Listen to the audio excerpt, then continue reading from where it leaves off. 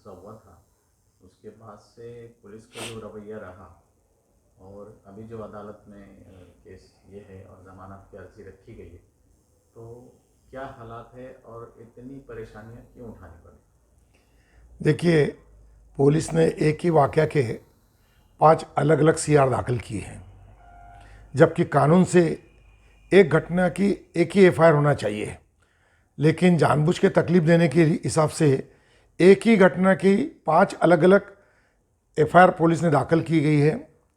अभी सब जब इसमें से बहुत सारे आरोपी अटक भी हो चुके हैं और सभी आरोपी जो जो अटक हो चुके हैं उनका एमसीआर भी हो चुका है, और जो लोग अटक हो चुके हैं जिनका एमसीआर हो गया है उनका जामीन का अर्जी हमने तो सेशन कोर्ट में दाखिल किया है। 13 दिसंबर को उस पर सुनवाई भी है। इंशाअल्लाह हम उसमें सभी आरोपी की तरफ से आर्गूमेंट करने वाले हैं। मैंने एफआईआर भी देखा है, रिमांड रिपोर्ट भी देखा है। पुलिस ऐसा कोई ठोस पुरावा नहीं है, लेकिन जनरल एलिगेशन सभी आरोपी के खिलाफ में किए गए हैं।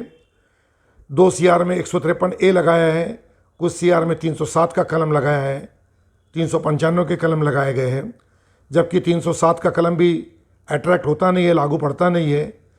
उसमें कुछ पुलिसों उन एफआईआर में कुछ ऐसा आरोप किया गया है कि 2 पुलिसों के पैर में जख्म आई है।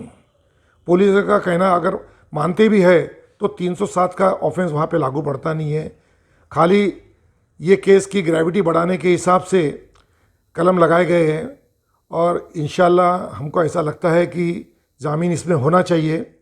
और मेरी मालूमात के हिसाब से जो नांदेड़ में भी जो इस टाइप का वाक़या हुआ था उसमें के कुछ आरोपी का सेशन कोर्ट ने बेल मंजूर किया है।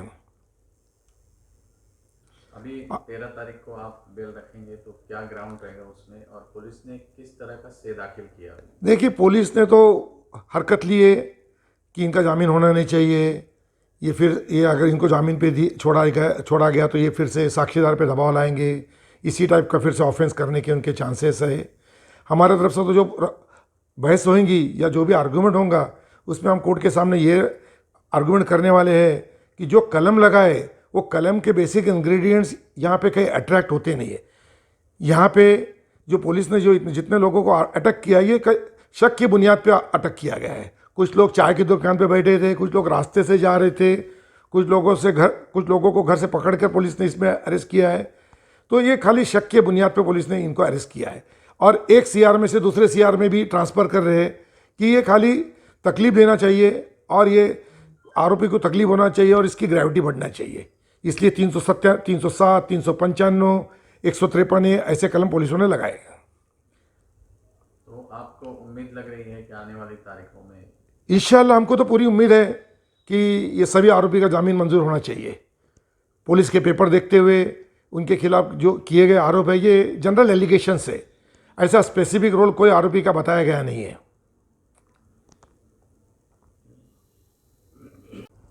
देखिए, ये तो पुलिस का आरोप है, ये तो पुलिस को साबित करना पड़ेगा। और जो अब कानून है, सुप्रीम कोर्ट का भी जजमेंट है कि कोई आरोपी के खिलाफ पहले कोई गुनाह होगा, इसका मतलब उसका जामीन मंजूर नहीं करना चाहिए, ऐसा नहीं। उसके खिलाफ आपने अभी जो केस दर्ज किए वो केस के बारे में आपके पास क्या सबूत है? आरोपी के खिलाफ पहले कोई गुने दाखिल होंगे, ये कोई बेल रिजेक्शन का ग्राउंड नहीं होता है सुप्रीम कोर्ट की जजमेंट के मुताबिक। अभी आपने जो फिलहाल केस जो दर्ज किए उसमें आरोपी के खिलाफ आपके पास क्या ठोस सबूत है वो पुलिस को साबित करना पड़ेगा। नहीं लगाई गई थी या फिर अलग अलग ऐसे ऑफेंस नहीं हुए थे, अभी क्यों किया गया ऐसा? 307 का कलम इसलिए लगाया गया है कि इनकी जमानत जल्दी नहीं होना चाहिए और ये ऑफेंस की ग्रेविटी बढ़ना चाहिए, इसलिए 307 का कलम लगाया गया। हालांकि 307 का जो बेसिक इंग्रेडिएंट्स है वो कहीं भी अट्रैक्ट होते नहीं है। पुलिस को समझो कि इसमें कोई पुलिस जख्मी भी हुए होंगे, 2-3 पुलिस या 4-5-6 पुलिस जो भी, तो 307 उनको जख्म कहाँ पे लगी है? मैं जो रिमांड रिपोर्ट पढ़ा हुआ या एफआईआर जो पढ़ा है, पैर में जख्म होगी, वो डिस्चार्ज भी हो गए, वो उनकी ड्यूटी पे भी हाजिर हो गए। खाली 307 का कलम ये ट्राइबल बाय सेशन कोर्ट है, इसलिए इसकी ग्रेविटी बढ़ाने के हिसाब से और इनका जामीन जल्दी मंजूर नहीं होना चाहिए, इसलिए पुलिस ने ये 307 का कलम लगाया है। सर बुलाया था जहाँ पर वायलेंस हुआ वहाँ पर दूर दूर तक उन लोगों का नाम और निशान नहीं था, उसके बाद भी उन लोगों के ऊपर संगीन धाराएं लगाई गई है, ये कहाँ तक दुरुस्त है? ये भी गलत बात है। देखिए, जो भी रिलीजियस इंस्टीट्यूट है उन्होंने जो भी ये बुलाया था कि बंद का ऐलान किया था, तो उन्होंने शांततामय मार्ग से ये इसका प्रोटेस्ट करना, जो त्रिपुरा का जो हुआ था उसका प्रोटेस्ट करने के लिए बुलाया गया था। उनका तो एक्टिव पार्टिसिपेशन कुछ भी नहीं था, लेकिन बस उनको भी इसमें उनके खिलाफ भी 307, उनके खिलाफ भी 395 ऐसे कलम लगा दिए गए हैं। हालांकि उनका कोई एक्टिव पार्टिसिपेशन नहीं है। उनका कहना था कि भाई शांततापूर्वक इससे जो त्रिपुरा में जो वाक़या हुआ है उसका खाली प्रोटेस्ट करना है।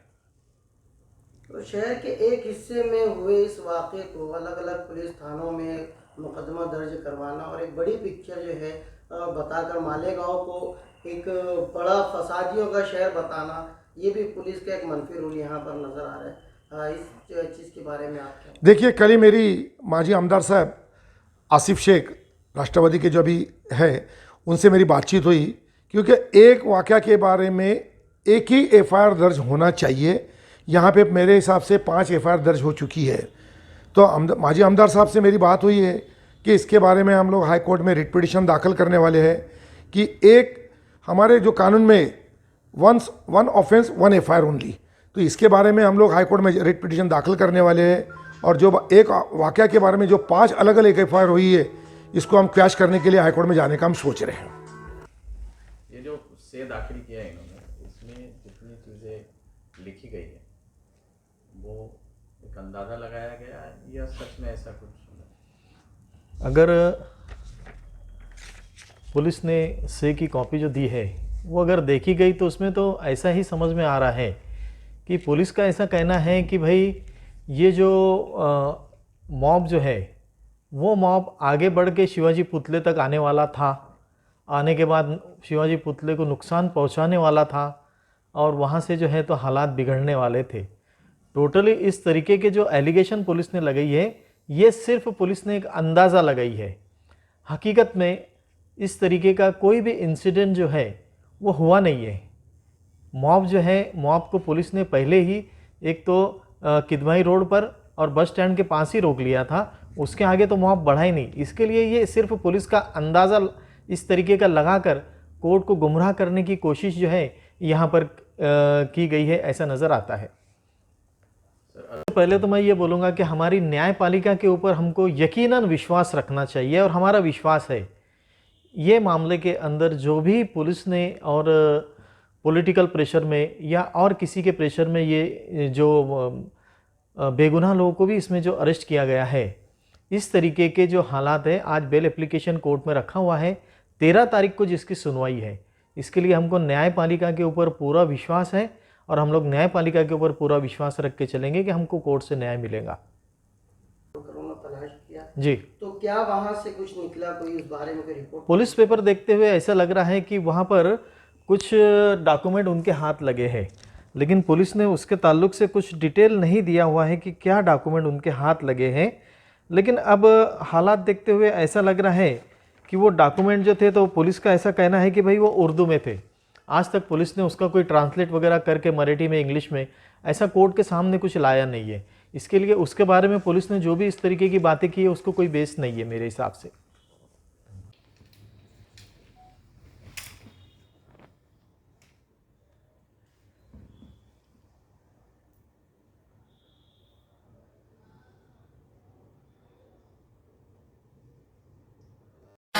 अब आएगा मजा।